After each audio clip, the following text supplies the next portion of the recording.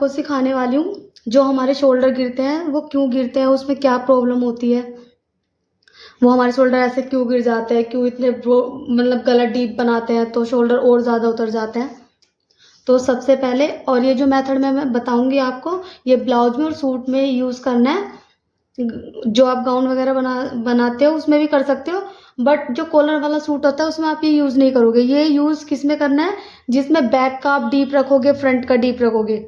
जो डीप रखोगे उसके लिए मेथड मैं आपको बता रही हूँ।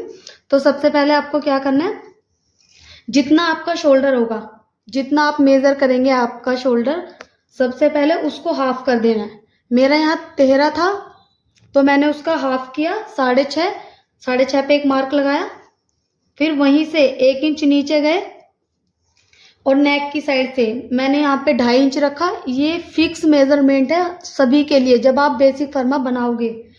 उसके बाद इन दोनों को क्रॉस मिला देना है इस तरीके से। उसके बाद आर्म होल निकालने के लिए, तो जब आप आर्म होल निकालोगे तो जब दोनों नेक डीप होंगे तो आप आर्म होल निकालोगे chest divide by 6 plus ½ inch, जब हमारे दोनों नेक डीप होंगे। बट जब हमारा नेक एक पैक है और एक डीप है, अगर हम फ्रंट का छोटा गला बना रहे हैं और बैक का बड़ा बना रहे हैं, या बैक का छोटा बना रहे हैं और फ्रंट का बड़ा बना रहे हैं, तब हमें उसमें जितना भी आपका आर्म होल निकल के आए फिर उसके हिसाब से हम मेजरमेंट को लगा देंगे, तो ये हमारी चेस्ट लाइन हो जाएगी। उसके बाद हमें इसको माइनस करना है ताकि हमारे शोल्डर ना गिरे। तो हमें एक मैं चार्ट दिखा रही हूँ आपको, उसमें से आपको डिसाइड करना है कि आपको कितना माइनस करना है शोल्डर से। तो शोल्डर माइनस करने के लिए, जिससे कि हमारे शोल्डर ना गिरे, तो सबसे पहले हमें 3 चीज़ें चाहिए।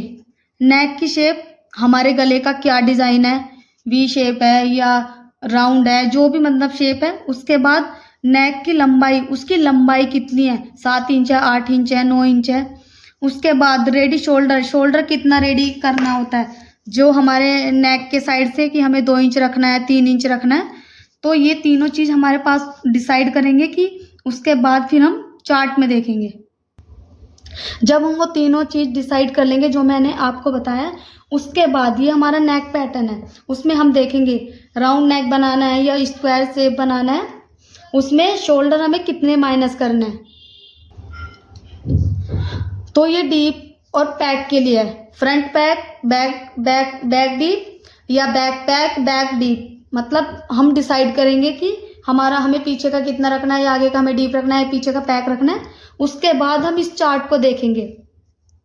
जब हमारा जो पैक नेक होता है वो हमारा 4 इंच से ऊपर हमारा पैक में जाता है। डीप के लिए बता रही हूँ, जो हमारा डीप नेक होता है, तो हम उसमें से डिसाइड करेंगे कि सपोज हमारा गला फ्रंट का 6 इंच का है या हमारा बैक का 6 इंच का है, तो हम उसमें देखेंगे कि हमारा 6 इंच कहाँ आ रहा है।